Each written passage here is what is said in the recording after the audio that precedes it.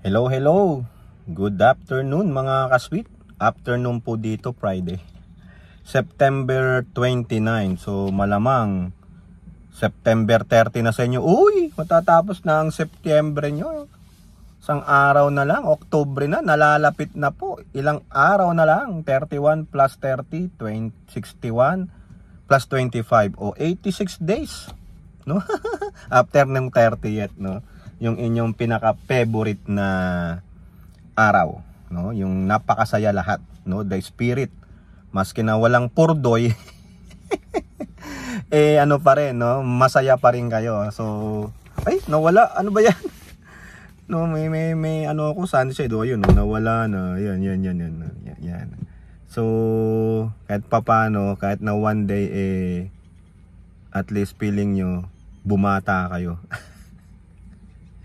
So ano pong pag-uusapan natin, no? Oh, payday ngayon, no? Yung mga nagma-monthly, nagba-bi-weekly, saka weekly, payday. Yun ang wala naman tayong magawa. Dito lang tayo, kwentong kutsero, nagpapainit sa loob ng sasakyan, bigla na naman pong uminit dito. No? Akala ko lalamig na, yung pala uminit na naman. Mukhang nasa triple digit na naman kami. Kaya tag-init na naman. Napaaga ako dito kay Adam James, no? Naku, mga kasweet, mainit talaga. Kailangan natin takpan, no? Ang lakas ng mangingit. Ay, nawala na. Mangingitim po tayo, no? Ay, naku, nawawala. Mangingitim tayo ng husto. Pangit 'yon. Baka sa susunod, sabi niyo, may anino pala diyan, ah. Bakit may anino? Sasabihin niyo, no? Ah, yun. Hindi ko mailagay yung sunshade, hawak ko tong cellphone. Ay, naku, ano ba pagkwekwentuhan natin ngayon? No, anong magandang pagkwentuhan?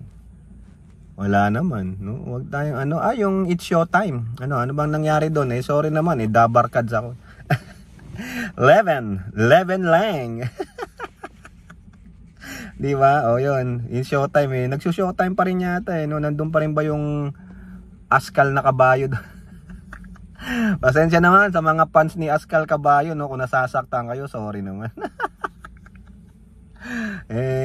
Askal na kabayo, no? Paano kaya nangyari yun, no? Asong kabayo, no? Santong kabayo, natatawa ako. Hi. Pakinggan nyo yung mga yung mga awit ng Yano. Sino pa ba yung mga kasabayan ng Yano? Yung pag umawit talaga sila, yung mga awit nila, talagang may yung may life experience nila, no? Yung sino pa ba? River Maya, yung Intro Boys, ganun. Sino pa ba? Intro Boys, may Intro Boys, no? April Regino ba yun? Intro Boys. Yung kumanta ng Line to Heaven, sino yun, no? Pero yung mga pang-lover boy naman, yung mga pang-love-love, South Border, Neo Colors. Ikaw pa rin ang awit ng puso ko, magbago man ang hugis ng puso mo. Handa na akong muni ng aking mundo, pagkatuloy pa rin. Diba? Neo Colors, tuloy pa rin. Nagbago na na. Diba? Hindi ko na po alam Pero maganda ang musicality nun, lalo na yung lyrics. Diba? Ang ganda mga ang ganda ng mga awitin noon Ano pa ba? Maganda yung kay Morissot Amon, no? Yung Akin Ka Na Lang. Yung whistle pitch niya na yung sa chorus, yung whistle pitch. Yung nakakagawa lang nun si Mariah Carey o Carey, whatever. Mapainggan nyo yung yung whistle pitch na kanta ni Mariah Carey. I forgot, no? Marami kasi magandang kanta nun si Mariah Carey, pero nung kabataan, ganda na, maganda pa boses, no? Talagang mai-inlove ka sa boses niya. Huwag ka nang ma-inlove sa kanya, doon na lang sa awit. Dahil di ka naman papasa sa kanya. Diba? Si Regine Velasquez, maganda rin ang boses nung kabataan, grabe yun, no? Yung lalo na yung mga kanta nila, yung movie nila ni si Robin Padilla, si Idol, no? Si ano ba bang mga kinanta ni Regine? Yung Dadalhin. Maganda rin yun, Dadalhin. Dadalhin kita sa impyerno. Dadalhin hanggang matapos ang mundo. Tama ba yung inaawit ko? Basta ang title Dadalhin eh. Hindi, kalimutan ko, wala akong masaulong wala akong masaulong kanta. Pero pag tumugtog na, maalala mo na yung lyrics eh, ganun tayo eh, no? Pero pag wala yung musicality, yung instrument, bigla mo nakakalimutan. Pero pag tumugtog na siya, ayan na, masasaulot, mabibigkas at mabibigkas mo eh, no? Sino pa ba? Nakalimutan ko na yung mga magandang mga banda nun. Yung E-Heads, alam ko yon. Eraserheads, yung alam niyo yung Datit, yung banda ng Tit. Nagsimula sa patikim-tiki. Pinilit kong gustuhin. Kabilin-bilinan ng lola, wag nang uminom ng serbesa. Pero ngayon ako'y matanda na. Yung pala talagang gusto niyang uminom. Talagang na siya, kating-kati na siya, no? Lola, pahingi ng pangtoma. Oh, Diyos ko, nababaliw na ata ako. Oh, di ba? No, yung kanta ng sino ba yung Line to Heaven? If I ever had a line to heaven, I swear I'll call you there. O, di ba ang ganda nun? Kasi yun, sabi nung naisulat niya yun nung siyempre nung pumanaw yung kanyang mother, nang talagang miss na miss niya ang mother niya. Kung meron nga daw linya ng telepono sa heaven, tatawagan niya. I'll be there this time. O, di ba? Ang galing nung mga mga life experiences yan eh. Tulad nung sa Eraserheads, yung mga awit nila talagang experience nila nung mga during college days, no. Pati yang si Paraluman, yung huling Ngil Bimbo, no. Crush niya pero hindi naman niya hindi niya naging jowa dahil nga iba tinakbo ng buhay ni Paraluman. Kamukha mo si Paraluman. Ganda yung si Paraluman eh. Nung tayo ay bata pa, ang galing-galing mong sumayaw, mapabugi man o cha-cha, ngunit ang paborito ay ang pagsayaw mo ng El Bimbo. Nakakaindak, nakakaaliw, nakakatindig, balahibo. Sana noon pa man ay sinabi na sa iyo. Yan yung mga torpe. Kahit hindi na uso ay ito lang ang alam ko. Magkahawak. Magkahawak na ang kamay mo, hindi mo pa masabing I love you. Torpeng torpe, di ba? Oh, meron ding kantang Torpedo ang Eraserhead. Oh. Ano ba yung kanta nilang Torpedo? Kalimutan ko yung lyrics pero pag narinig ko yung yung musicality maalala ko, no. Ganun eh. Pag maski na makalimutan mo ang lyrics, pag tumunog na, ay ayun na, naalala mo na, di ba? Oh. Ano pa ba? Si Bruno Mars, gusto niyo si Bruno Mars? Ganda yung mga awit din ni Bruno Mars, eh. Lalo na yung yung ano ba yung inawit ni Bruno Mars? I will leave my heart at the door. I won't say a word. They all been said before, you know. But I will leave. Let's pray, pretend.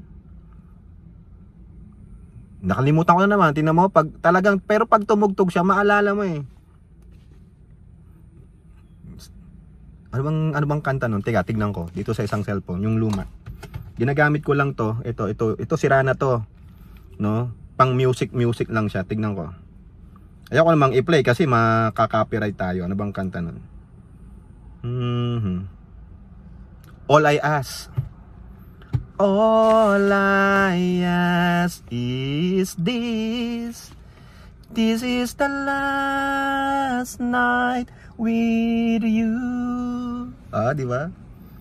Hold me like I'm more than just a friend. Give me a memory I can use. Take me by the hand while we do what lovers do. It matters how this ends.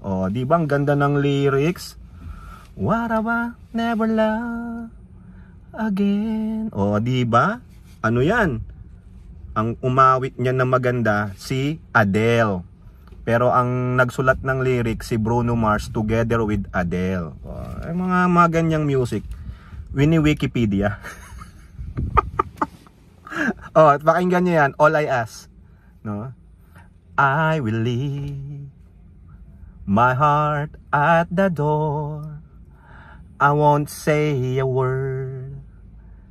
They all been said before, you know. So why don't we just play pretend like we're not scared of what will happen next. Scared of nothing left. Look, don't get me wrong, I know there is no tomorrow. Ganon. All I ask is this. Para bang naghihiwalay na kayo. Kaya kahit na isang gabi lang, maging magkaibigan ulit tayo. Maghawakan tayo ng kamay and we do what lovers do. You know. You know what lovers do, di ba? Lolo Mar. Di ba, Marcy?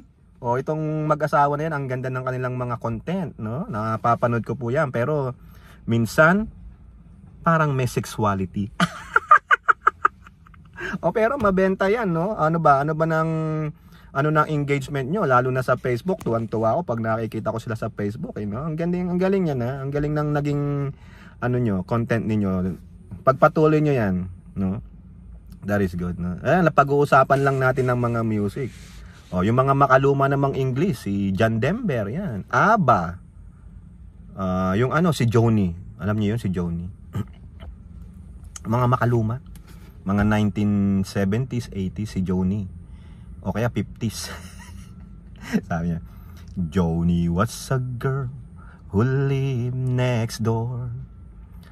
I known her 10 years or more. Joni wrote me a note one day, and this is what she had to say. Sabi ni Joni, Jimmy, please say you'll wait for me. I grow up, someday you'll see, saving all my kisses just for you. Sign with love, forever true. Di ba ang ganda? Kasi bata pa si Joni. 5 years ang agwat nila. Pero sabi ni si Johnny, ayaw niya kasi bata ka pa. Tapos sabi ni Johnny, umalis sila sa town niya, umalis siya. Naghanap siya ng trabaho sa ibang lugar. Pero one time nagkaroon siya ng recollection, nag-iisa lang pala siya dun sa lugar na yon na pinuntahan niya, nalulungkot siya. Kaya naalala niya si Joni. 5 years na ang lumipas. So sabi niya kasi doon sa sagot niya sa letter ni Joni, you're just 15 and I'm 22. Joni, I just can't wait for you. So I packed my clothes and left our little hometown. Got me a job and tried to settle down, but these words keep haunting my memories.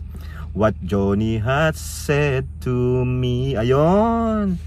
Kasi nga 27 na siya, ngayon naalala niya, ay 20, ano na si ano, 20 na o 22 na, ganoon. Kaya sabi niya, umuwi siya, no? Sabi niya, umuwi siya sa lugar nila. Naalala niya si Johnny, pinuntahan niya yung bahay, kumatok siya. Ngayon nung kumatok siya, sabi ni Johnny, Jimmy, Jimmy, please don't cry. You'll forget me by and by. Tapos sabi niya, hindi na kita mahintay, kaya inasawa ko ang best friend mo. Kawawa naman si Jimmy. Yung naasawa nung si Johnny ay yung best friend niyang si Johnny. Ayan, choosy ka kasi. Yan ang napapala mo, no? Choosy. Sabi sa'yo, mag-antay ka, iniwanan mo, ayun, patay. Di ba? Tangengot, di ba? Oh. Ganon. Yun ang mga magagandang kwento, relate. Oh. Oh, pati yung si ano, si Laura. L-A-U-R-A na awit. Maganda rin yun. True story din. Yung nangyari dun. Sabi nga, Laura and Tommy are lovers. He wanted to give her everything. Flowers, presents, and most of all, a wedding ring. He took his car on a racing ground. $1,000 it has read. Yon, kumbaga si Laura and si Tommy, gusto niyang pakasalan si Laura, kaso wala siyang panggastos, 'di ba? Normally ang lalaki, mga ganon lalaki ang gumagastos. Wala siyang pambili ng wedding ring. One time nakakita siya ng flyer na sabi merong race. $1,000 ang premyo, malaki na yung time na noon. Sabi niya, pag ako nanalo dito, mabibili ko na ng sing-sing si Laura. Kaso nangyari ganito. Tell Laura I love her. Tell Laura I need her. Tell Laura not to cry. My love for her will never die. Ayun yung huling message niya kay Laura. Nung sumabak siya sa car race, anong nangyari? Nagkaroon ng car wreck. Yung sa racing ground, yung alam nyo na, nagkaroon ng namatay si Tommy. Ayun. Kaya iyak ng iyak si Laura. Oo. Kaya nga sabi niya, tell Laura I love her. Kaya my love for her will never die. Di ba nakakalungkot? Oo. Pero sumagot ng awit din si Laura. Pakinggan nyo na lang yan. Sumagot din po, may rebuttal na awit si Laura. O di ba ang ganda ng mga istorya noon kung mapaano nyo? Pati yung mga, alam nyo ba yung American Pie, yung The Day the Music Die, yung bye bye Miss American Pie, oh my cherry on the levee, ganon. Hindi po yun bastos eh. Ang kumanta nun, di ba, si McLean, yung parang nabilanggo yun, pero may istorya po yun. Ang totoong istorya nung, kasi namatay sa plane crash yung 3 musician, nakalimutan ko yung mga pangalan, pero yung isa doon pasikat na parang Latino. Ang galing. The Day the Music Die. Yung The Day the Music Die. Bye bye Miss American Pie. Oh, Lenny, Lenny. Ganon eh, no? Ang ganda nung na search ko yun. Ganun pala bibig sabi nitong awit na to, kaya pala. Totoo yun, yung bumagsak yung eroplano, namatay yung 3 musician na mga sikat.